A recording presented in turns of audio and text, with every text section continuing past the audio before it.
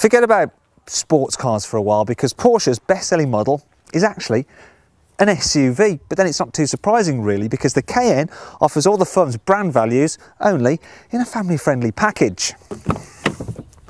For instance, here in the back, there's plenty of room for 3 people. You've got massive footwells, acres of knee and headroom, plus you can slide the chairs forward to increase the already massive boot space, and if you don't go for a spare wheel, there's a large underfloor compartment.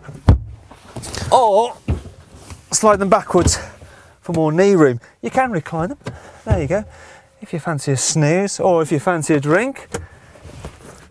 In the centre armrest, there's a couple of handy cup holders. There's some decent practicality here in the front too, especially for a Porsche. For instance, the glove box, it's quite large, it can hold a big bottle, and there's room for one there in the side door bin as well. We've got a couple of cup holders there for good measure, and a usable central cubby. Equipment is pretty generous as well. You get climate control, cruise control, and leather electrically operated seats. I could play with these all day. There's lots of adjustment in them, and no matter how much you mess around, they should never break because it's a Porsche. However, the thing that really stands out most about this car is just the sheer quality of this wonderful cabin.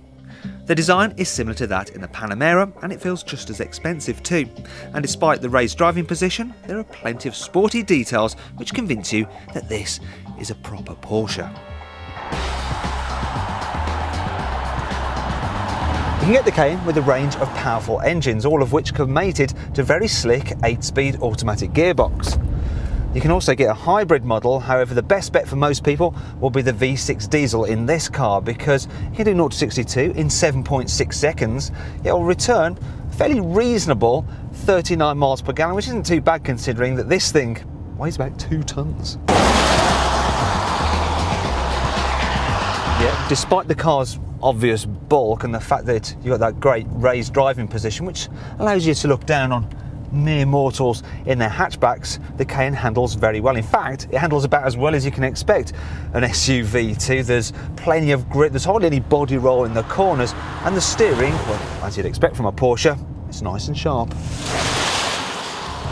But while the Cayenne can pretty much keep up with a sports car on a twisty B road, it'll also take the strain out of a boring slog up the motorway, because it's got good high-speed ride, it's very quiet and refined inside, and it's got a beautiful kind of poised, unflappable stability which gives you lots of confidence. And then there's the fact that if you really want to go off-road, it can do that as well, although do you really want to get your shiny Porsche all muddy? Nah, of course you don't. However, all cars have their downsides, and the Cayenne is no exception. For instance, unlike with a BMW X5, you can't get a 7-seat version, and when you fold down the rear seats, they don't lie completely flat, which can be a pain when carrying larger items.